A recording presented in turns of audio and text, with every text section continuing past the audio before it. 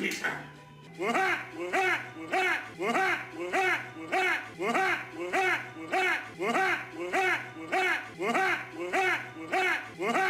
Hello everyone, and welcome back to Stephen King Month. Last time we left off, we left The Departed with The Green Mile, and today we're going to be taking a look at a dog that is very, very, very ravenous. So, I have a question for you kids.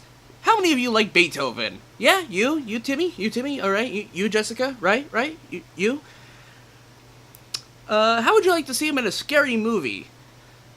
Yes, today we're going to be taking a look at Cujo, a film that a lot of people seem to acknowledge as one of Stephen King's greats in terms of film. But I kind of have a differing opinion about it. But first, let's get to the story. Cujo is directed by Louis Teague and stars Daniel Hugh Kelly, Ed Lauter, Christopher Stone, Dee Wallace, and in his first role, Daniel Pintaro as Tad.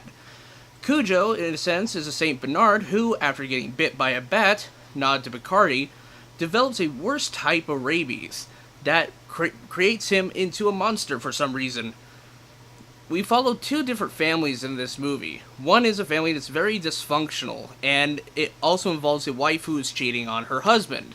And it also follows a mechanic shop where they have a dog named Cujo, and they get him back one day, and it has a bite by a bat. And he turns rabid, and he goes on a killing rampage. To be honest, I was looking forward to this movie. I heard a lot of really good things about it. It's like, oh, it's so great, the dog is terrifying and everything, and for starters, there's some problems I find with this film. But let's start with the positives first. The one positive I can certainly say is really great is the effect of how the dog looks.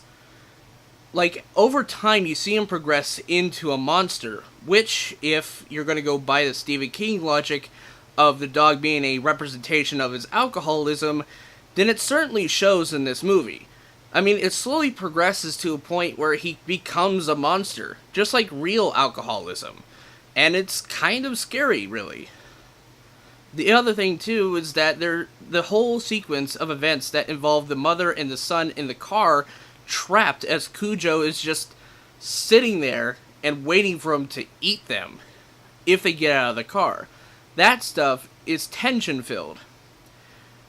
However, the rest of the movie doesn't make any fucking sense whatsoever. The problem with this movie is that it has way too many subplots. I mean, you have a subplot about the mom cheating on the dad, and then you have this jock character who comes in like midway through the movie and just ransacks their house, and his storyline doesn't even get finished in this movie. He's introduced at the beginning as this woodworking guy, and we don't really see him get killed. He's a character that's there just to serve the purpose of a narrative and doesn't really have a fulfilling death. Because obviously, as an audience member, I wanted him to die. But he doesn't die. Hell, there's even a sequence in this movie where there's a mailman who's going to deliver a package to the same place where Cujo is. But the mailman never shows up to the house, so there's not even a scene where the dog kills a mailman. Granted, that would be kind of a stereotype of, like, dogs, killing, mailmen, but it would have been satisfying. The other problem is that Cujo feels very disconnected with the family, and it would have been a very, very, very terrifying look if the Cujo had been part of the main characters' lives. Because most of the time, we just see the dog with a completely different family that we're not even following at all. It's not the main characters, they're side characters. And it's not very effective in terms of dramatic points. This movie is kind of bad, in kind of a weird way. It's not terrible, don't get me wrong. It's not a terrible film. Again, there's still the stuff with the car I like, the dog is kind of terrifying, and that's basically it. Everything else about this film either could have been cut or done way better. Now, there has been a rumor going around that Andy Muschietti, who is directing the new It, and his wife, Betty, wants to remake Pet Sematary, which we'll get to in our next video. But here's the thing, I don't think Pet Sematary needs to be remade. And I'll talk about how that is in the next video. But what I do think should happen is that Cujo needs to be remade. Now, I don't know much about the book. To be fairly honest, I don't know much about the book. This movie is an hour and a half long, and if the book is longer than that, it needed to have a little bit more meat on its bones. And even at the ending, you don't really get a satisfying conclusion. Does the mom die of her wounds? Does the guy that she's been sleeping with die? Like all these questions. There's a lot of side stories that don't get finished. So it would be nice to have a remake of this film and have it be a very straightforward film where the family adopts a dog, the dog goes out in the back, and he slowly becomes a monster. You could easily make this a Stephen King version of Old Yeller. You could essentially do that. And it kind of makes me sad, really, that no one's ever done something like it. I mean, honestly, you could make a very terrifying film about a dog who goes crazy in your own family. I mean, it's already traumatic as a kid to see your own dog die. Why not do the same thing and have him be rabid? I mean, it's so simple to do. You can still do the car stuck thing. You can still do that stupid excuse of like, oh, the alternator's not working. It's like, it's not working, I forgot to change it yesterday. You could do that still.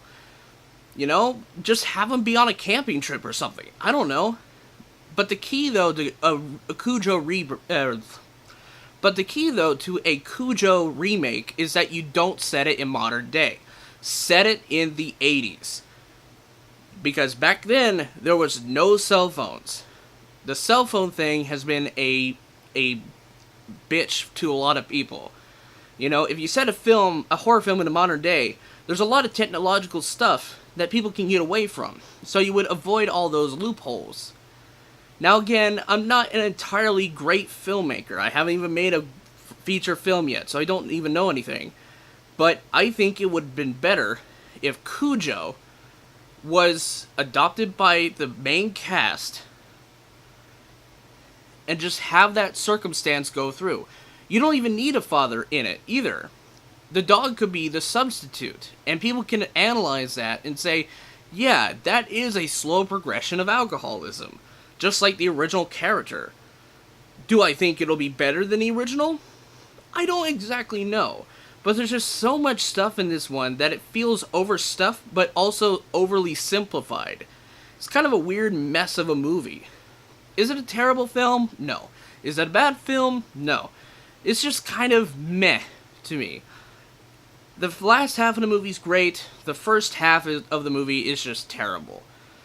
Should I recommend it to you? I don't really know, but it's up to you. I'm going to give Cujo a C-. Tune in next time as I review Pet Sematary. Not even going to lead into that one with like a quirky joke or anything. It's just going to be Pet Sematary. See you guys in the next review. Peace.